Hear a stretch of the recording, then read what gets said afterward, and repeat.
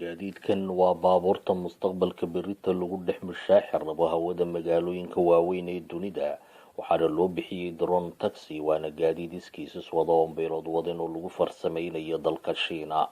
Mana aha sheeko khiyaali ah, waa arrin xaqiiqa ah. Waana tan goobta lagu tijaabiyey gaadiidkan oo dhan 210 kiilo, wuxuuna ku duuli karaa muddo nus saac ku siman. Xawaaraha uu ku ordayaana waa 130 kilomitir, wuxuuna ku shaqeeyaa baytari koronto helium oo hal saac ku buuxsamaya.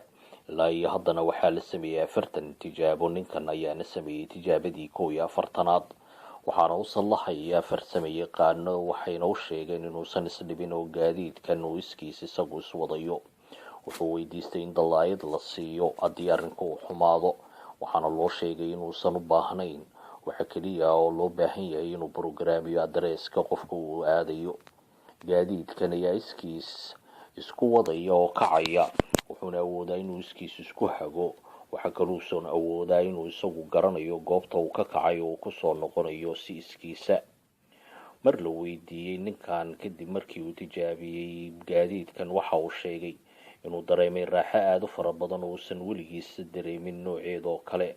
waxaana uu sheegay inuu si weyn ugu baashaalay gaadiidkan muddadii hadda uu isticmaalayay oo uu tijaabinayay. goobtan oo u eg xarunta lagu hago NASA ayaa laga hagi doonaa gaadiidka mustaqbalka kor duuli doona magaalooyinka si loo ilaaliyo zaxmadda hawada. waxaana la tijaabiyey 1000 jeer in ka badan, iyadoo dabaylo jiraan ama ciiro ama dhado ay carrada qarisay. xitaa wafdi ka socda Holland ayaa iyagoo xiiseynayay gaadiidkan ayaa la yaabay farsamadan cusub ee Shiinuhu uu keenay iyo qaabka uu farsameeyey.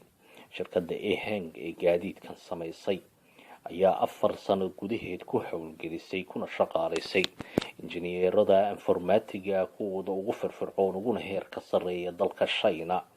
waxayna muddo gaaban ku soo saareen kuna hindiseen gaadiid 100% Shiinuhu uu farsameeyey oo made in China ah.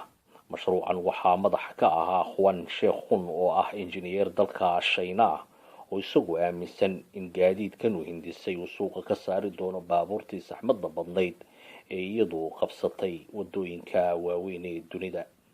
waxaana la filayaa in 2 ilaa 3 sano gudaheed hawada ay qabsadaan drone taxi. waxaana suuragal ah inaad ku dhex wadato suuqyada waaweyn ee magaalooyinka waaweyn ee Soomaaliya adigoo kor duulaya gaadiidkan drone taxi.